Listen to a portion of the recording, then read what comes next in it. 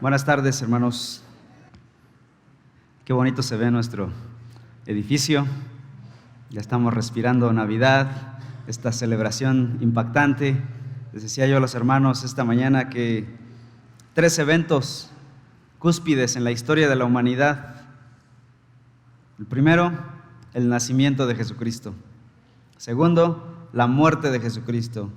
Y el tercero, la resurrección de Jesucristo. Son estos 3 eventos cúspides. Si somos cristianos bíblicos, esto es lo máximo que podemos celebrar y que debemos celebrar. ¿Sí? No, ni siquiera nuestros aniversarios, de cuándo se fundó la iglesia.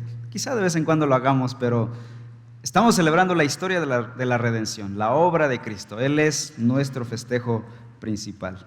Bien, pues vayamos a la Escritura. Vamos a ir terminando Efesios. Ya vemos la luz al final del túnel. Vamos a orar para comenzar nuestra exposición esta tarde.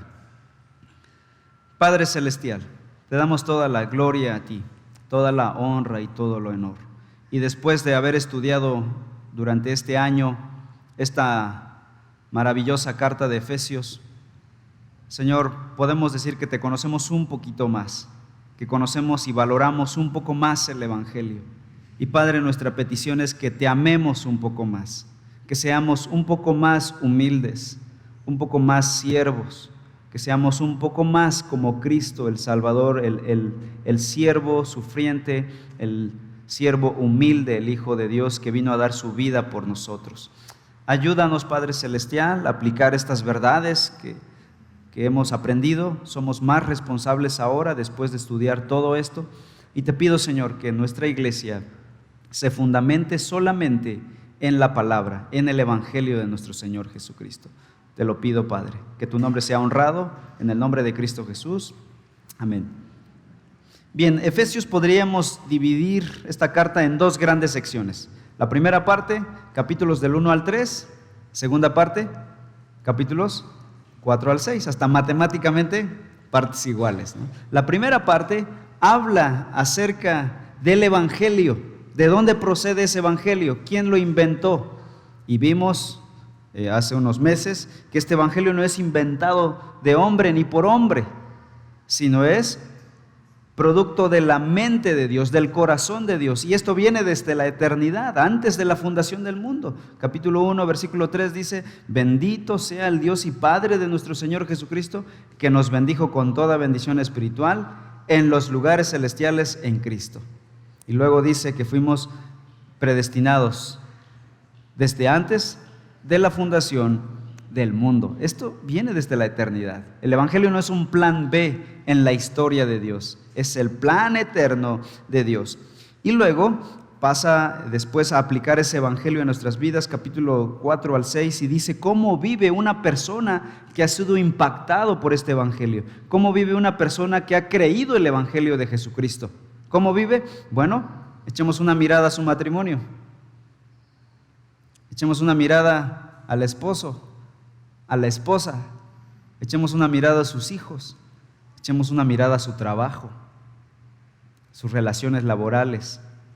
No podemos decir que somos bien santos y venimos y aquí cantamos y hacemos todo el protocolo espiritual, pero en nuestra casa, en nuestro trabajo, no demostramos ser lo que decimos ser.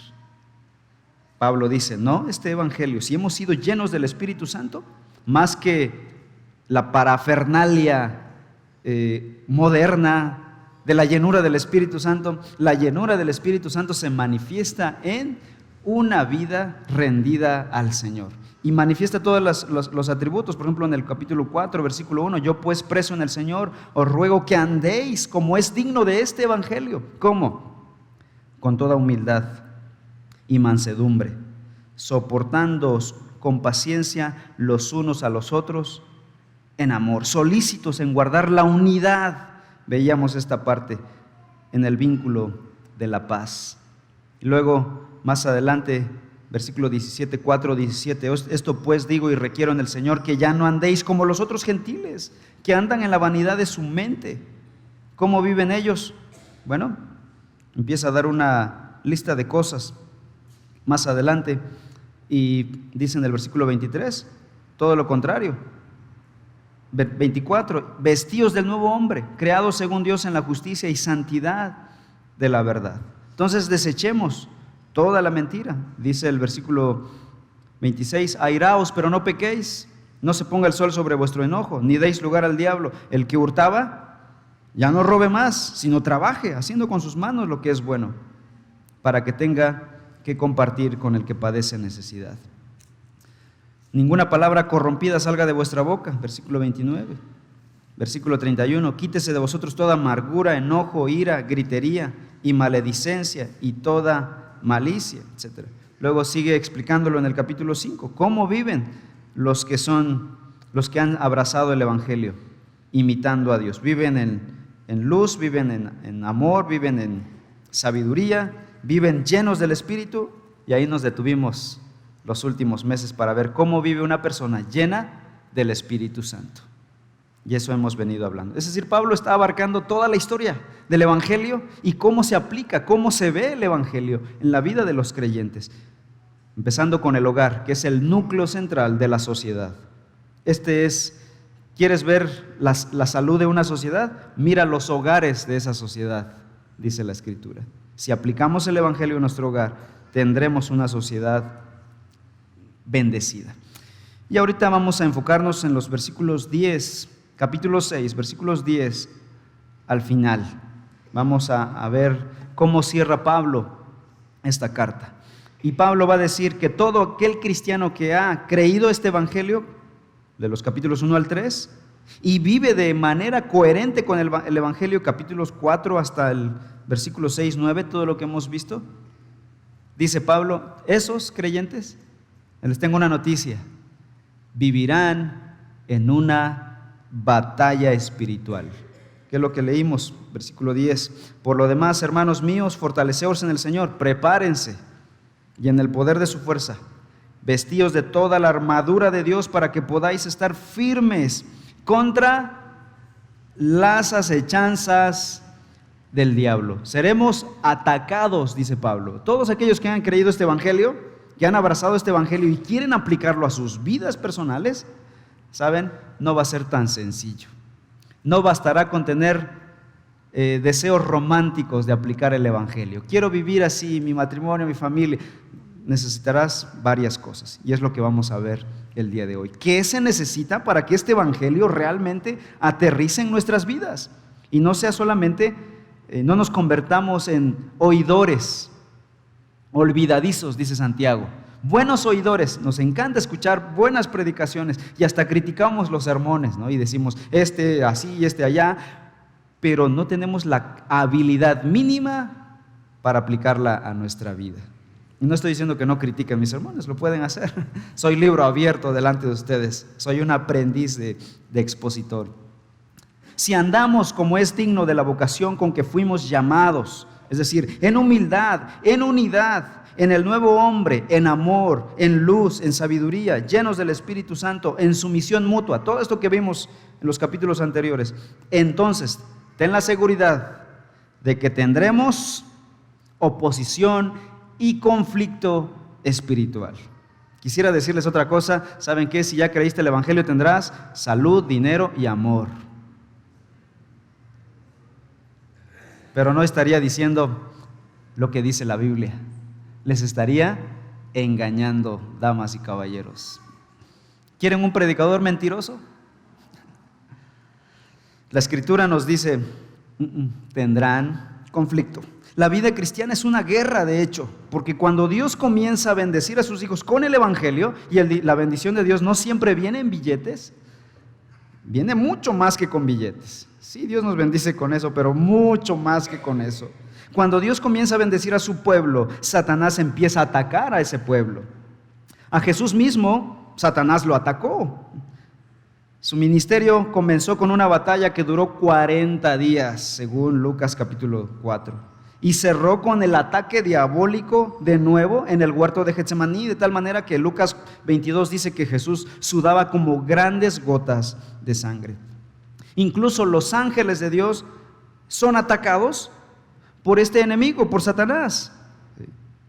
Ellos se enfrentan a oposición cuando ministran en el nombre de Dios. Por ejemplo, el ángel enviado a Daniel, allá en el profeta Daniel, enfrentó oposición por un demonio durante 21 días, dice Daniel capítulo 10, y tuvo que ser ayudado por otro arcángel llamado Miguel.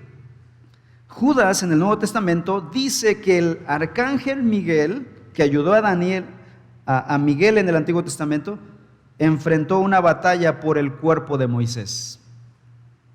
Es lo que dice la Biblia. Jesús enfrentó oposición demoníaca. Los ángeles de Dios enfrentan la oposición del demonio.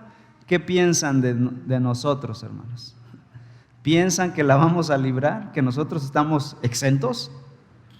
Dios nos creó a su imagen y Satanás odia la imagen de Dios. Odia a Dios. Por lo tanto, todo aquel que tenga la imagen de Dios será atacado por Satanás. Siempre que Satanás observa a un ser humano, se le revuelven las entrañas de ira, de odio contra el Creador, y nos va a atacar a nosotros. A medida entonces que los creyentes amen más a Dios, tendrán el ataque del enemigo. Satanás también atacará más a ese creyente. Lucas 22, el Señor Jesús dijo, versículos 31 y 32, Simón, Simón, he aquí Satanás te ha pedido para zarandearte como a trigo. Y Jesús dice, pero yo he rogado por ti que en tu fe no falte, y tú, una vez vuelto, confirmes a tus hermanos. ¿Y qué pasó con Pedro? ¿Fue zarandeado por Satanás? Efectivamente. Casi blasfema del Señor Jesús. Y casi hace lo mismo que Judas. Bueno, prácticamente hicieron lo mismo. ¿Cuál fue la diferencia entre Judas y Pedro? En cierto sentido, pues sí, se arrepintió, pero porque Jesús oró por él, dice el versículo 32, pero yo he rogado por ti, cosa que no hizo por Judas. O sea, no dependió de Pedro. Si el Señor no intercediera por nosotros, porque día y noche lo hace en su presencia en el tabernáculo celestial, nosotros no tendríamos ninguna oportunidad. Estaríamos como Judas, pero gracias a la intercesión de Jesús estamos como Pedro. Venimos en arrepentimiento por causa de que Él intercede por nosotros. Primera de Pedro 5:8. Pedro conocía bien esta tentación. Sed sobrios y velad, dice Pedro, porque yo no lo hice en su momento. Cuando yo debía haber sido sobrio y haber velado en oración, no lo hice. Y negué a mi Salvador y empecé a blasfemar y decir cosas de Él. Y dice Pedro, sed sobrios y velad, porque vuestro adversario, el diablo, como león rugiente, anda alrededor buscando a quien devorar. Segunda de Corintios 2:11, Pablo dice, para que Satanás no gane ventaja alguna sobre nosotros. Y concluye, pues no ignoramos sus maquinaciones. O bueno, por lo menos no deberíamos ignorarlos. Si conocemos la palabra de Dios, no deberíamos ignorar las maquinaciones de Satanás. Deberíamos estar al tanto del ataque de Satanás. Pablo afirma que el creyente que conoce la Biblia no ignora la actividad diabólica. En esta última sección, 6, versículo 10 hasta el 24, el apóstol nos llama a estar alertas y presenta la información necesaria para que tengamos esto, información de Satanás, para que no ignoremos sus maquinaciones, dice Pablo. Y nos va a informar acerca de cómo prepararnos, qué armadura usar, conocer un poco al enemigo, conocer esta batalla y cómo triunfar sobre este enemigo. ¿Estamos listos? Bien, vamos entonces al capítulo 6, versículo 10. Leamos juntos, por favor, dice la palabra del Señor así. Por lo demás, hermanos míos, fortaleceos en el Señor y en el poder de su fuerza. Por lo demás, dice Pablo, es decir, hay tantas cosas más que decir acerca de cómo se aplica el Evangelio a nuestras vidas. Ya comenzamos con el matrimonio, el rol del esposo, de la esposa, de los hijos, la paternidad, los empleados, los amos. Podríamos seguir viendo cada aspecto, dice Pablo. Sin embargo, vamos a confiar en la obra de Dios. Por lo demás, hagan algo, hermanos. Si alguien tiene preguntas, oye Pablo, ya sé cómo guiar mi matrimonio, pero ¿cómo le hago si tengo un problema con un amigo. Aquí no habla de la amistad o del noviazgo. Dice Pablo, por lo demás, es decir, si aplican bien el evangelio, tendrás sabiduría para todos esos problemas. Y dice entonces, por lo demás, déjenme decirles algo. Tenemos una batalla. Hagan esto y triunfarán. Este pasaje enseña que el creyente debe prepararse. Un creyente no preparado se convierte en un creyente derrotado. ¿Por qué? Porque al no prepararse, él procura servir al Señor en sus propias fuerzas. Al no prepararse, procura enfrentar a Satanás en sus propias fuerzas. La fortaleza de la vida cristiana radica en la dependencia de Dios, en el fortalecerse en el Señor y en el poder de su fuerza. Es lo que dice el versículo 10. Por lo demás, hermanos míos, ¿qué debemos hacer? Fortaleceos en el Señor y en el poder de su fuerza. Hace calorcito, ¿verdad, hermanos? Sé que esto distrae un poquito, pero aguanten conmigo. Este es un tema importante.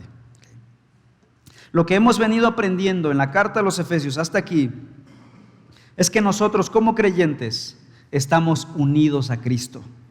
Por lo tanto, su vida es nuestra vida, su poder es nuestro poder y su fuerza llega a ser nuestro poder. Él dijo que todas esas bendiciones espirituales del evangelio eran herencia para los creyentes. Nuestra propia fuerza, hermanos, escuchen esto, nuestras fuerzas jamás serán suficientes para hacerle frente a Satanás. Eso de písale la cola a Satanás. ¿Dónde dice la Biblia tal cosa? Si lo haces, tendrás graves problemas. No tenemos el poder para enfrentar poder personal intrínseco nuestro para enfrentar a estas criaturas superpoderosas. No son omnipotentes, pero son superpoderosos. Pero la Biblia nos dice, nos llama a fortalecernos en el poder de su fuerza. Y entonces seremos realmente invencibles. No en nuestro poder, sino en su poder.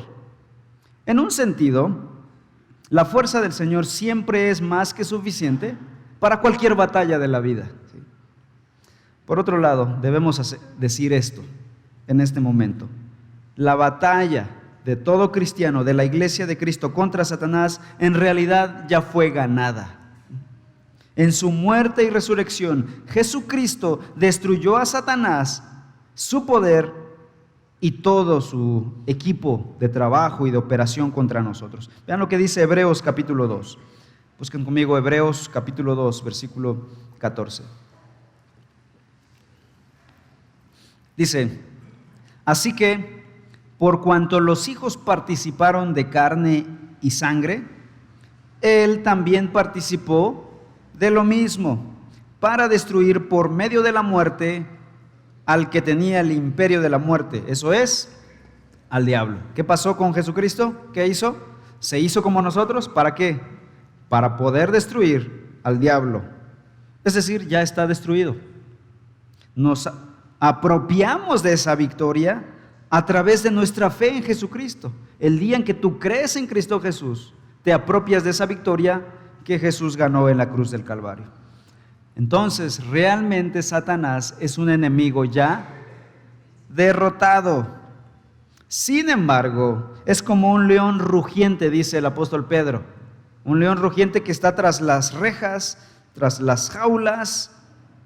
Pero aquellos que sean descuidados y negligentes en sus vidas y van por ahí paseando como si nada, este león rugiente puede aventarles un zarpazo, es lo que dice. Ya es un enemigo encerrado, derrotado. Sin embargo, antes de que toda esta historia culmine, tratará de dañar a los más posibles. La pregunta es, ¿cómo entonces me apropio yo del poder de su fuerza? ¿Cómo hago que el poder de Dios sea mi poder? ¿Qué tengo que hacer? ¿Tengo que conseguir alguna varita mágica para enfrentar a Satanás? ¿Hay algún mantra, algunas palabras claves que se tenga que decir, alguna fórmula para expresar cuando venga el ataque y solo digo, raba, raba, da, saca la manga larga y ¡pum! Derroto al enemigo? ¿Hay alguna fórmula mágica? ¿Cómo me apropio del poder de su fuerza? Pues no hay mito, hermanos.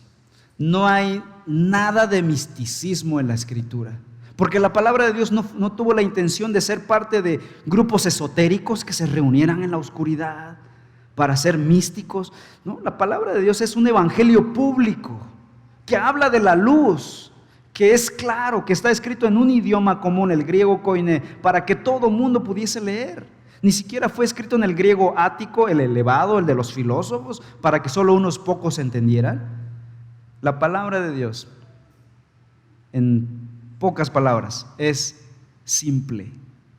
Y simple no estoy hablando de simplona, estoy hablando de sencillez, para que todo mundo tenga acceso a la palabra de Dios. No necesitamos gurús espirituales para que nos interpreten la Escritura. Todo creyente lleno del Espíritu Santo y que ha creído en Cristo Jesús puede entender por sí mismo, por sí misma, la palabra del Señor. Entonces, ¿cómo me apropio del poder de Dios? A través de los medios de gracia que Dios ha establecido para su pueblo. La oración, el conocimiento de la palabra, la obediencia a la palabra, el aplicar el evangelio a nuestras vidas y creer esta palabra, creer el evangelio, creer las promesas de Cristo Jesús. Así nos apropiamos de la palabra de Dios. Vamos a 2 de Timoteo capítulo 1. 2 de Timoteo 1, versículos 6 y 7.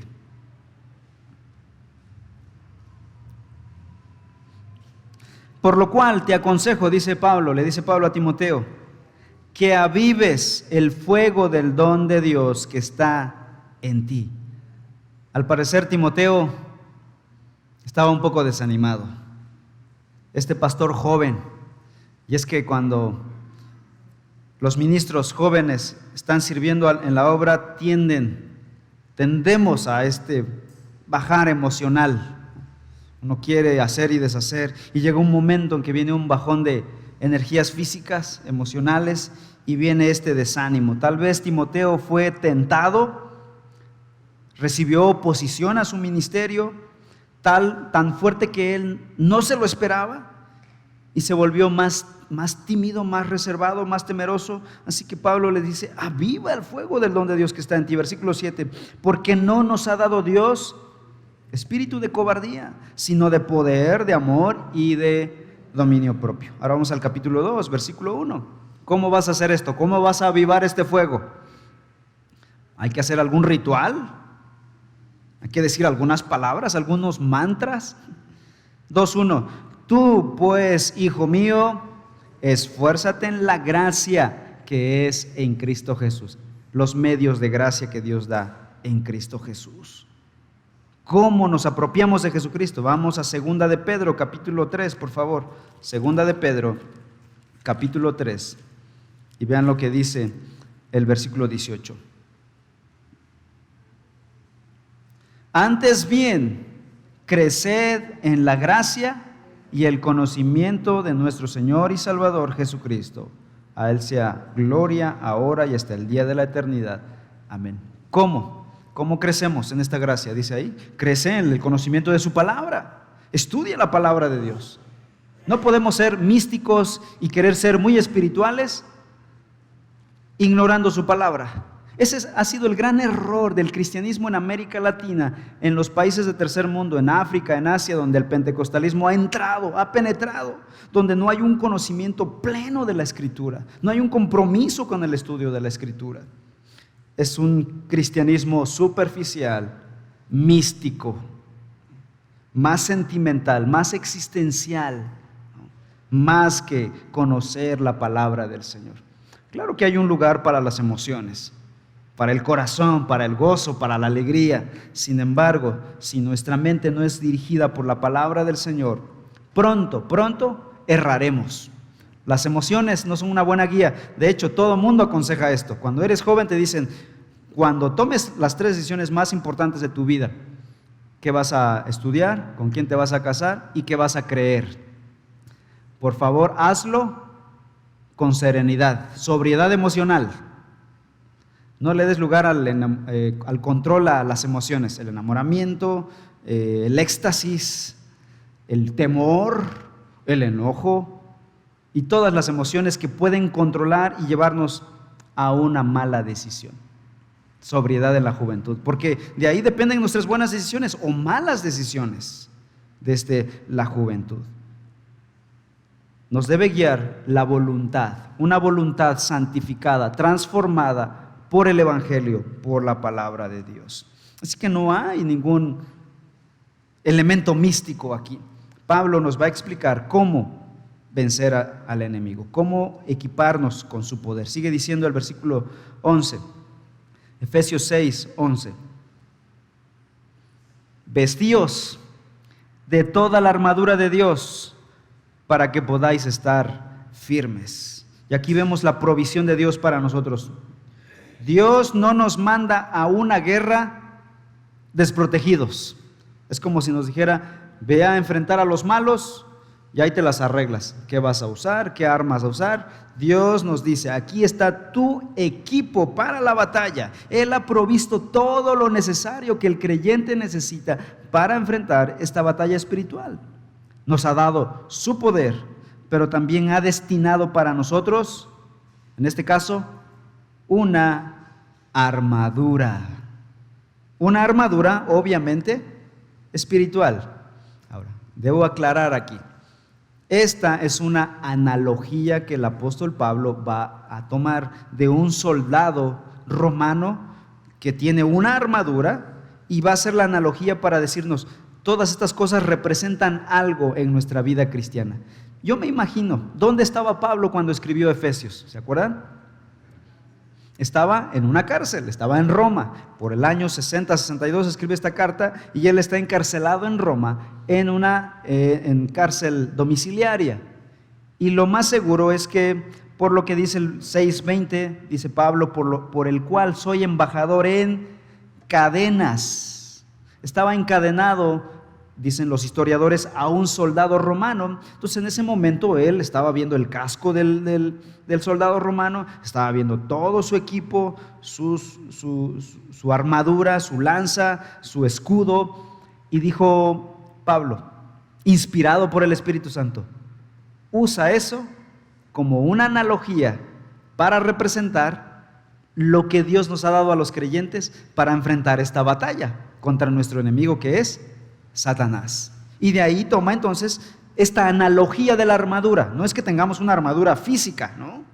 Yo recuerdo haber escuchado a un predicador cuando yo era niño, unos 8 o 10 años, escuché a un predicador que tuvo un sueño la noche anterior.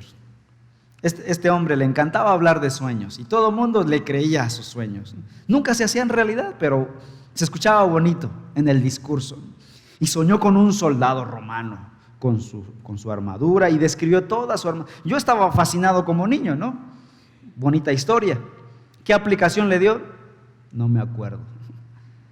Pero soñó con este soldado romano. Y el énfasis que hizo básicamente es que el cristiano debería tener esta armadura, casi físicamente. Hermanos, no es física esta armadura. Esta armadura es espiritual. Vean lo que dice el versículo 13. Versículo 14, estad pues firmes, ceñidos vuestros lomos con la verdad. Este ceñir los lomos representa algo que es la verdad. Vestíos con la coraza de justicia. La coraza representa la justicia. Calzados los pies con el apresto del evangelio. Los zapatos, las botas de militar representan el evangelio. Sobre todo tomad el escudo de la fe. El escudo representa la fe del creyente, que no permite que los dardos del enemigo penetren. Tomad el yelmo de la salvación. El yelmo representa la salvación. Y la espada del Espíritu, que es la palabra de Dios. Es una armadura espiritual. Segunda de Corintios 10, capítulo 10, versículos 3 al 5 dice, pues aunque andamos en la carne, dice Pablo, no militamos según la carne, porque las armas de nuestra milicia no son carnales, sino poderosas en Dios para la destrucción de fortalezas, derribando argumentos y toda altivez que se levanta contra el conocimiento de Dios y llevando cautivo todo pensamiento a la obediencia a Cristo. ¿Cómo ataca Satanás? Dice aquí, usa argumentos, altivez que se levanta para que no conozcamos a Dios, el evangelio de su palabra. Es así como Satanás nos ataca. Es probable que Pablo entonces estuviera atado a este soldado y empezó a tomar toda la armadura del militar como una analogía para nuestra armadura. La armadura de Dios entonces es la protección espiritual de Dios para el creyente mientras viva aquí en la tierra y enfrente el ataque del enemigo. El énfasis está en dos cosas: el espíritu y la palabra. Va a mencionar varias cosas, pero estos son los que son sobresalientes: el Espíritu Santo y la palabra de Dios. ¿Son místicas estas cosas? No, tenemos que venir a la palabra y venir en oración a Dios en la palabra. Estar firmes, dice Pablo. De esta manera podrán estar firmes. Estar firmes es una frase militar que significa mantener una posición de resistencia mientras estamos bajo ataque. Y es lo que vamos a ver, es la idea, perseverar, la perseverancia de los santos, dice el resto de la escritura. Bien, ¿quién es nuestro enemigo? Versículos 11 y 12 describen el enemigo de los cristianos, que son Satanás y sus demonios. Leamos juntos Efesios 6, 11 y 12. Vestíos de toda la armadura de Dios para que podáis estar firmes contra las acechanzas del diablo, porque no tenemos lucha contra sangre y carne, sino contra principados, contra potestades, contra los gobernadores de las tinieblas de este siglo, contra huestes espirituales de maldad en las regiones celestes. Puesto que Satanás es enemigo de Dios, decíamos al principio, por lo tanto es nuestro enemigo. Y la única manera de Satanás de atacar a su enemigo, que es Dios, como no puede atacar a Dios, ataca a los más débiles. Y adivinen quiénes son los más débiles. Nosotros, los humanos. Ataca a Dios, atacó a su Hijo, ataca a los ángeles y ataca hasta los que estamos hasta abajo, a los más débiles. Aquí dice que usa, versículo 11, acechanzas. El diablo usa acechanzas. La palabra griega es metodia. ¿De dónde viene la palabra? Método. Es decir, Satanás es inteligente y planea sus ataques. No se lanza de forma desprevenida, de forma inoperante, sino que él se prepara. Implica el concepto de sagacidad y engaño organizado para atacar a cada persona. Podríamos decir que estudia a las personas para ver de qué pie cojean más y qué técnica usar para atraparlo más rápido. El término metodia se usaba para hablar de un animal salvaje que acechaba a su presa, pero con mucha inteligencia, con cautela, planeaba el ataque y luego se lanzaba de forma inesperada sobre su presa. Y el animal que más hace esto es, pues, el león. Por eso los apóstoles usan la ilustración también, la analogía del león rugiente que busca cómo devorar a su presa, ¿no? Las acechanzas malignas de Satanás son planeadas metódicamente. Hay un método detrás de, ¿no? Y cuando vemos estos documentales en Discovery Channel o estos canales de animales, ¿no? Animal Planet o cosas así, ves que el león cómo ataca, ¿no? Planea, se esconde bajo los arbustos, empieza a acechar a su presa, le da vueltas, y cuando ya lo tiene tranquilizado, dominado, lanza la mordida, ¿no? Y ataca a su presa y la hace suya. Actualmente hay dos polos opuestos sobre cómo pensamos acerca de Satanás. Algunos piensan que ni siquiera existe. Lamentablemente, este pensamiento, tú dirás, esto es muy secular, esto es parte de las universidades, de los escritores más filosóficos al respecto. No, está entrando a las iglesias evangélicas. Y hay lugares donde ya no creen que exista todo el elemento sobrenatural. Pero por el otro lado también hay otro polo, el polo opuesto, donde hay un exacerbado anhelo por hablar del diablo, hablar de los demonios y de cómo exorcizar demonios. Parece que en algunos lados ya van a capacitar a gente para exorcizar. En España hubo un sacerdote hace unos días que publicó que iba a capacitar, entrenar a 8 sacerdotes para exorcizar, porque habían muchos casos de endemoniados.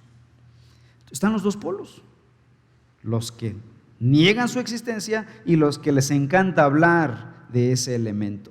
Y toda la culpa de todo lo que pasa es del diablo. Llegué tarde a la iglesia, es que tuvo la culpa el diablo.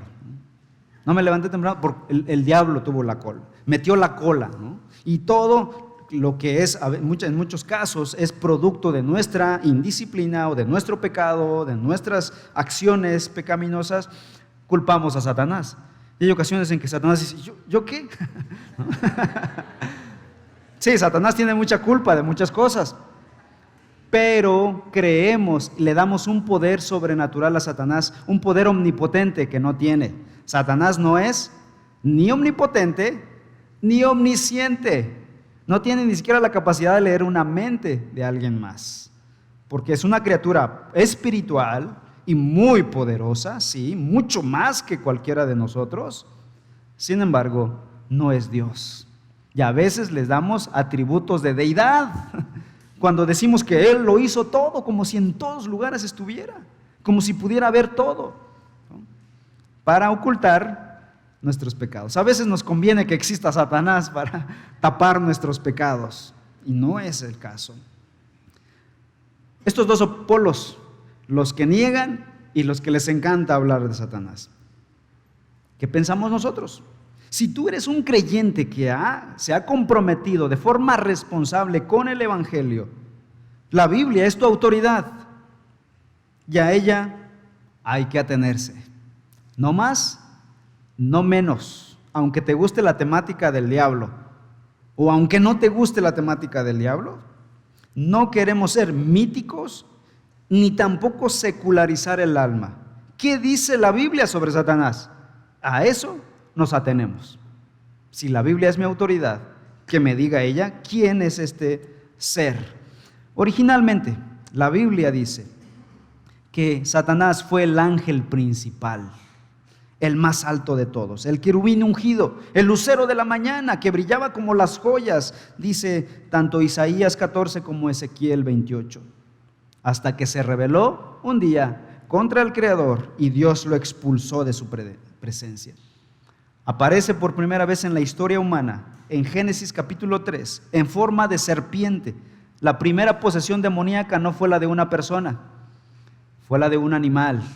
Usó al animal más astuto y más desagradable en un sentido, aunque en el tiempo de la creación todo era perfecto. Y al parecer esta criatura tenía patas, después fue condenado a arrastrarse sobre la tierra y él tentó a Eva y a Adán.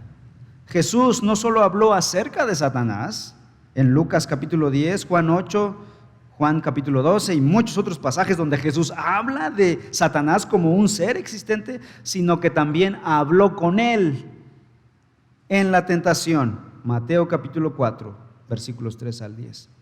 Los escritores del Nuevo Testamento hablan de él como un ser con personalidad, incluso no es una fuerza, no es una corriente eléctrica, no es algo mitológico. Hay muchos pasajes, pero por ejemplo Santiago 4:7 dice: someteos pues a Dios, resistid al diablo y él huirá de vosotros. Habla del diablo como una personalidad. Le vemos oponiéndose a la obra de Dios en Zacarías capítulo 3, pervirtiendo la palabra de Dios, Mateo capítulo 4, estorbando a los misioneros para predicar el evangelio, Primera Tesalonicenses capítulo 2, impide el acceso del hombre al evangelio, Segunda de Corintios capítulo 4. Él, Satanás, hace caer en sus trampas a los hombres inestables, Primera de Timoteo 3:7. Satanás se disfraza como un ángel de luz, Segunda de Corintios capítulo 11, y combate a los ángeles santos de Dios, Judas capítulo 9. Segunda de Corintios 11:14 dice: y no es maravilla, dice Pablo, Esto no es sorpresa, porque el mismo Satanás se disfraza como ángel de luz. El diablo trajo el pecado al mundo entero y todas las consecuencias catastróficas que hoy sufrimos en este mundo. Primera de Juan 5:19. Así que la Biblia habla del diablo y lo que dice es lo único que vamos a creer. No le vamos a añadir más poder, pero tampoco le vamos a quitar su peligrosidad.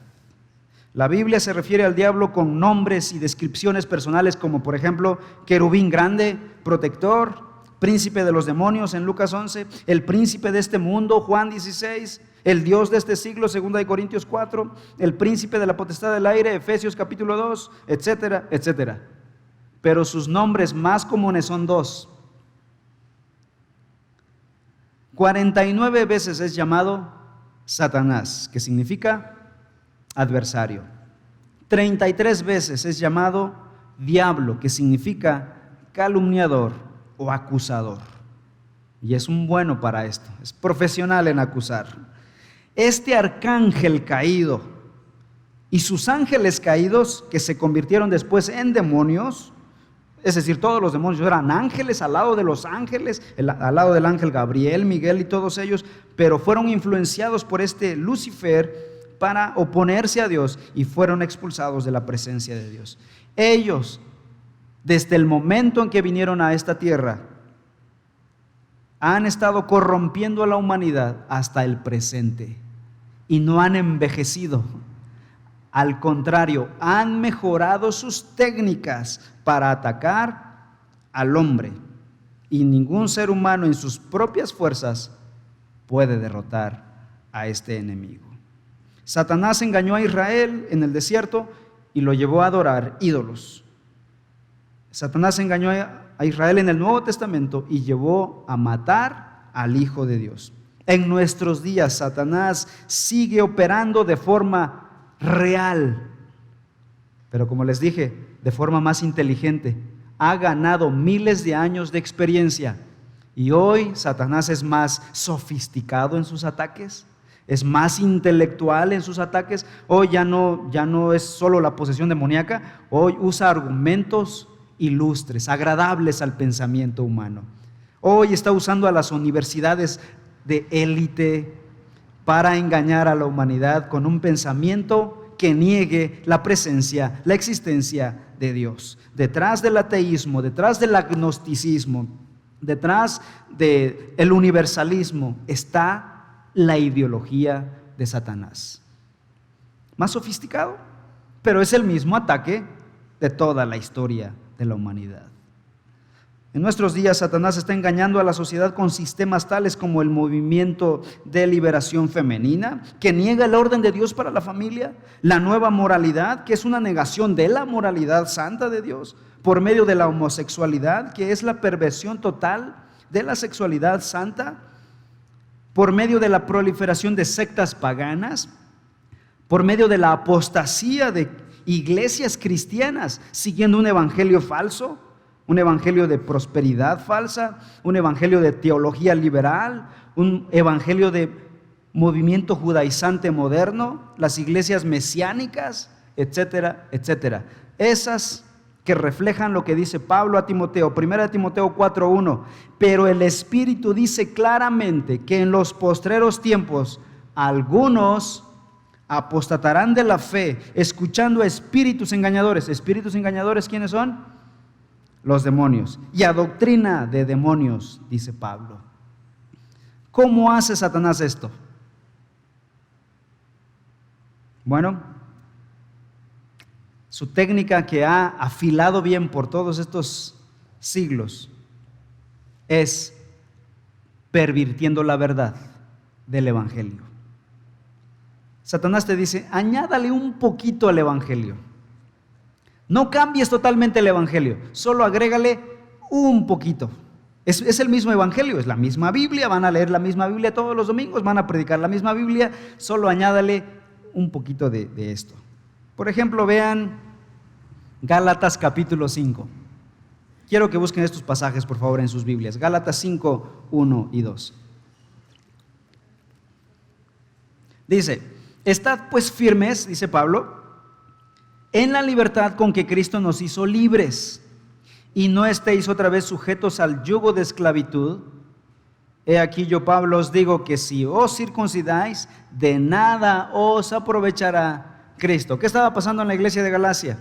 Bueno, que Pablo había predicado el evangelio de solo Cristo, las 5 solas, sola fide, solo Cristo, sola escritura. Había predicado estos postulados en Galacia. ¿Y qué dijeron estos? Llegó un grupo de judaizantes, dijeron, ¿saben qué? Les faltó algo. Le faltó algo a Pablo, ya que Pablo es un apóstol de segunda categoría, su evangelio también es incompleto, le faltó un poquito. Hay que circuncidarse y con eso estarás completamente salvo.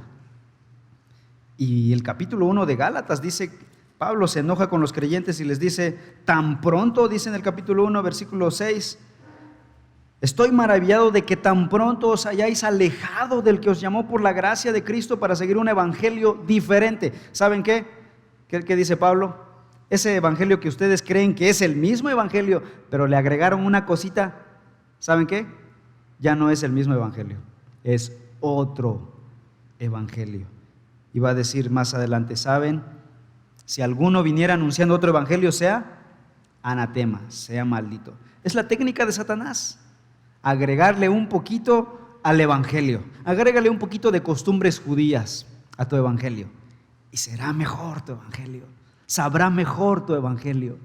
Agrégale esto al evangelio, agrégale aquello a tu evangelio. Vístete de esta manera y sentirás más el poder del evangelio. Sigue Colosenses capítulo 2. Busquen Colosenses 2, versículos 16 al 18. Y vean lo que dice Pablo al respecto de si es bueno agregarle un poquito al evangelio. Capítulo 2, versículos 16 en adelante. Por tanto, nadie, dice Pablo, nadie, aunque sea un apóstol, un ángel, nadie os juzgue en comida o en bebida. No puedes tomar café en sábado, tomar aquello, no puedes comer esto en tal día. Dice Pablo, si estás en Cristo, nadie te puede decir nada. En comida o en bebida, o en cuanto a días de fiestas, ¿no? Luna nueva o días de reposo. Todo lo cual, ¿qué es? Es sombra de lo que había de venir, pero el cuerpo es de Cristo. Nadie los prive de vuestro premio, afectando humildad y culto a los ángeles, ¿no? Entremetiéndose en lo que no ha visto, vanamente hinchado por su propia mente carnal, dice Pablo. Eso no es espiritual, eso es una mente carnal perversa. Luego, versículo 20. Pues si habéis muerto con Cristo en cuanto a los rudimentos del mundo, es decir, eso de fiestas, días, calendarios, forma de vestir, todo lo agregado al evangelio, si han muerto a todo eso, pregunta Pablo, ¿por qué? Como si vivieseis en el mundo, se someten a preceptos tales como no manejes en tal día, no gustes, ni aún toques, porque el mandamiento tal lo dice, la doctrina tal lo dice, en conformidad a mandamientos y doctrinas de hombres, cosas que todas se destruyen con el uso.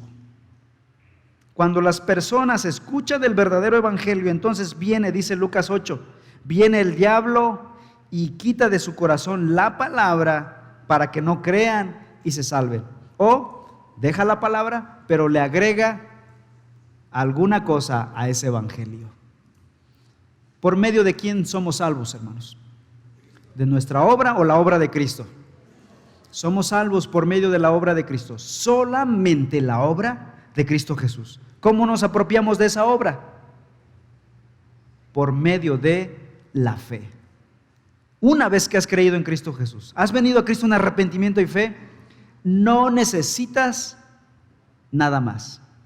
Obviamente, lo que el Evangelio dice, ¿verdad?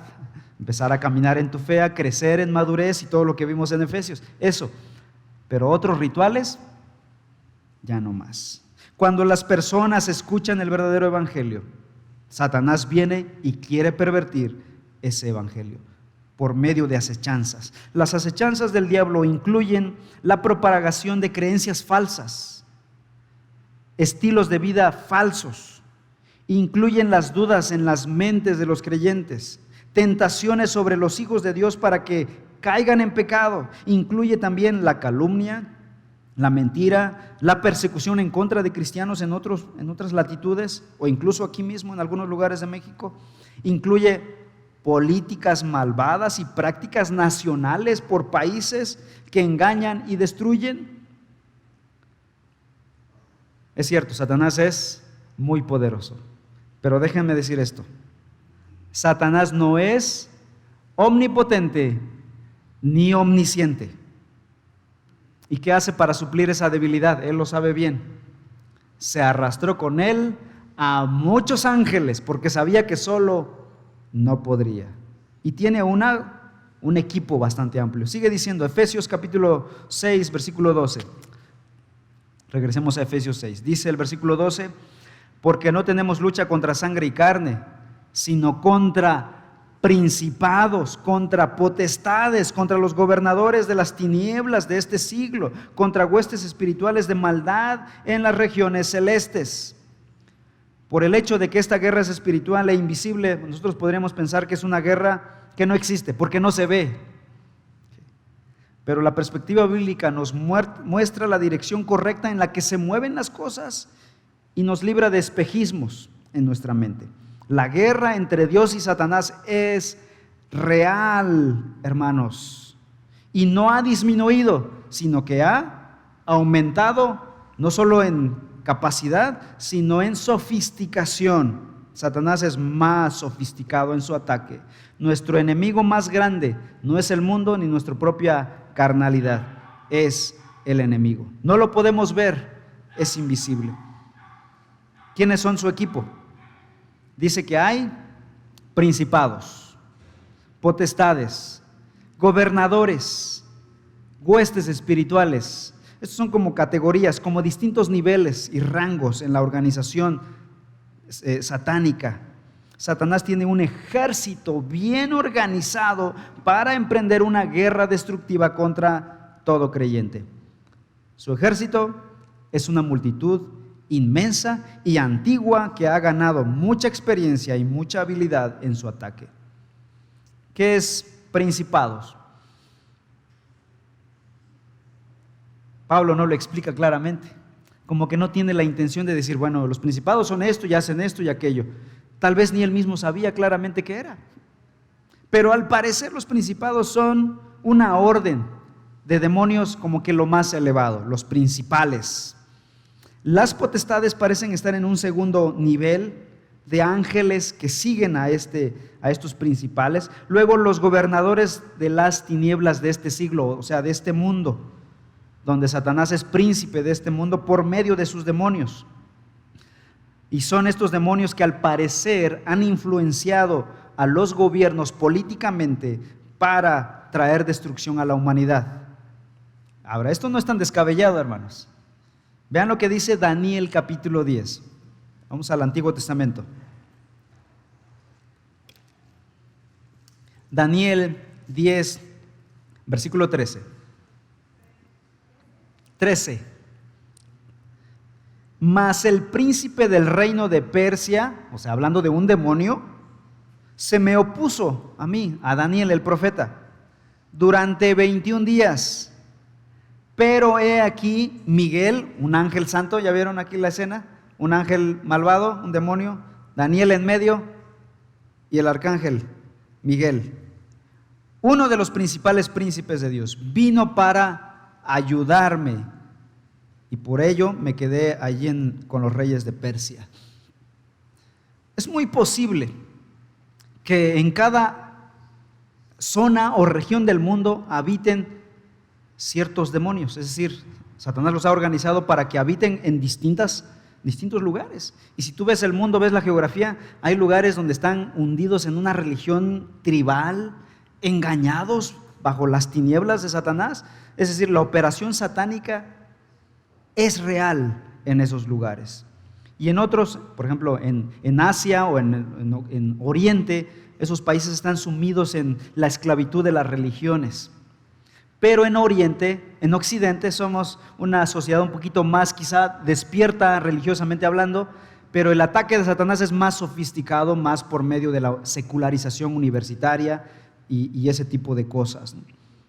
A lo largo de la historia, gobiernos han liderado grandes delitos, han guiado, han cometido grandes delitos de lesa humanidad, genocidios como el holocausto nazi, la purga de Stalin, el genocidio de Ruanda, la matanza de Tlatelolco, linchamientos multitudinarios en Europa y en el mundo antiguo.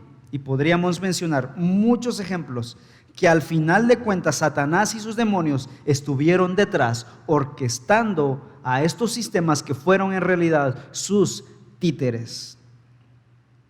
Y al final menciona huestes espirituales de maldad, que tal vez se refiera a los demonios rasos, los que están haciendo el trabajo sucio, pervirtiendo a los hombres como perversiones sexuales, ocultismo, culto a Satanás, el culto a la muerte y cosas semejantes. Es lo único que podemos decir. Yo no soy un experto en demoniología y no me gustaría. Prefiero conocer el Evangelio y dedicarme al estudio del Evangelio. Y créanme, no vamos a hablar mucho de Satanás aquí. Lo estamos tratando porque Pablo lo menciona. Incluso el mismo Pablo no tiene el propósito de explicar cada detalle de la jerarquía de Satanás y de cómo opera el demonio. Menciona de pasada en 2 versículos esto. ¿Para qué? Para ocuparse en hablarnos de qué debemos nosotros prepararnos y venir al Señor. 2 versículos en 6 capítulos ha usado para hablar del diablo y sus demonios. Y ya.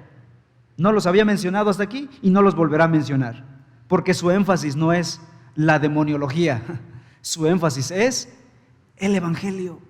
Así que hermanos y hermanas, no pierdas tiempo hablando del diablo ni invirtiendo tu vida en cómo conocer al diablo y cómo atacarlo. Conoce el Evangelio, conoce al Salvador, a Cristo, ven a Cristo, ama a Cristo. Esa es nuestra prioridad. Nuestra prioridad es conocer al Señor. Nuestro enemigo es poderoso, pero nuestro Señor es más poderoso que nuestro enemigo. El llamado de la Escritura es a acudir a Dios, quien es nuestra fuente de poder, quien derrota a nuestro enemigo.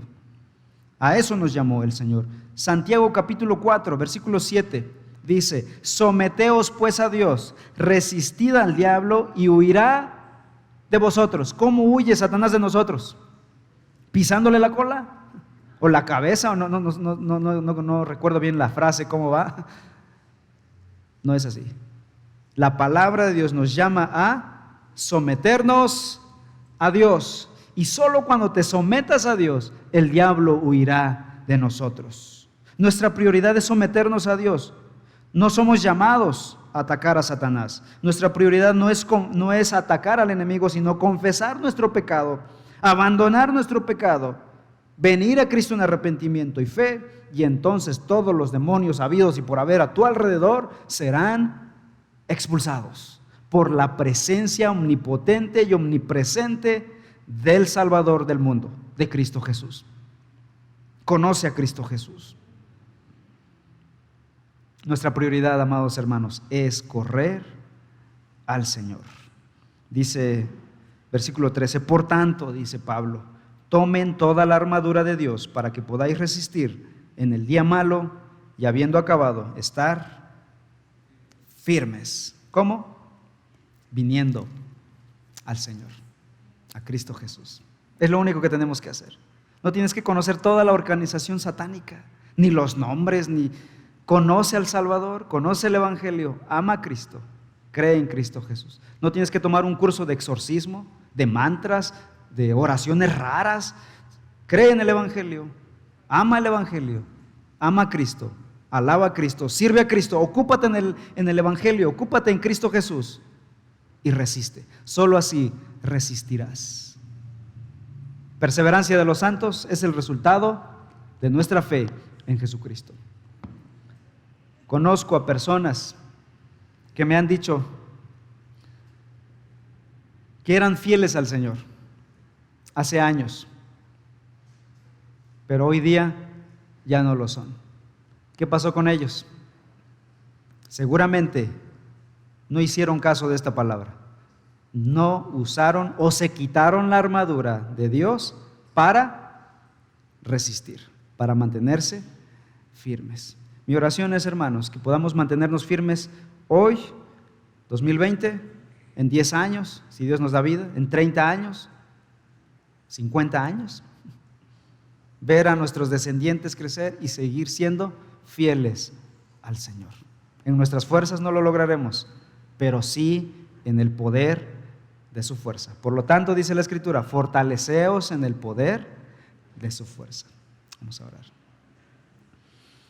Padre Celestial, te damos muchas gracias porque tu Hijo Jesús vino a derrotar a nuestro enemigo invencible, aquel que nos había subyugado, que nos había engañado y nos había esclavizado a este sistema de tinieblas y que tiene a este mundo en esclavitud, tiene a este mundo bajo maldad, bajo perversión moral, perversión ideológica, perversión política. Señor, ¿cómo podríamos nosotros, cristianos débiles, derrotarlo? Gracias por darnos la fórmula secreta, si podríamos llamarle así, que en realidad no es secreta.